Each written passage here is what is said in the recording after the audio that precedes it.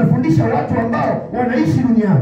Watu hao wanaishi duniani wanapaswa kuelewa ya kwamba pamoja na kuishi duniani tunapaswa kuishi katika tabia hii, ili baadaye tumpendeze Kristo, ili baadaye tunyakuliwe.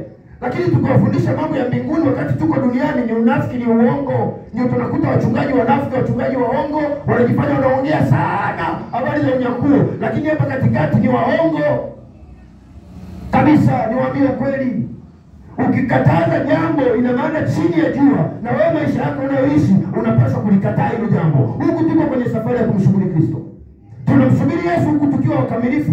Tunamsubiri Yesu huku tukiwa na tabia njema. Hatuwezi kumsubiri Yesu tunayemwabudu leo alafu tabia zetu hazifanani na jamii. Hakuna kitu kama hicho. Hatupo. Bwana asifiwe sana. Jamii inatuangalia kama kanisa. Sio niwaambie kweli. Jamii inatuangalia kama kanisa. Daudi unasali hapa, kesho na kesho kutwa wanakuona unapandisha, unakuja kanisani huku unafeli. Huyo unapuliza, una habari. Unasema hapa nakaribia kanisani hapa, ngoja nitupe, unaisikita kidogo hivi. Mungu anisaidie.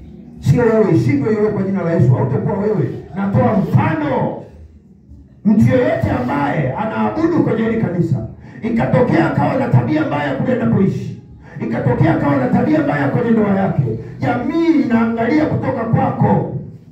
Namna wanavyokuona ndio wanaliona kanisa. Ndio maana nilifundisha nikasema Yesu ndiye kichwa cha kanisa. Kanisa sio jengo. Nakumbuka nilikwambia juzi, kanisa sio hili jengo. Ndio maana kuna baa nyingine mimi nazifahamu. Hizo baa zilikuwa zinaitwa baa zamani, lakini sasa hivi ni kanisa. Kwa sababu gani? Kuna watu mle ndani wameamua kujenga mwili wa Kristo. Kwa hiyo baada ya lile jengo kuitwa baa limebadilika jina, linaitwa kanisa. Kwa hiyo kanisa ni mtu mmoja mmoja.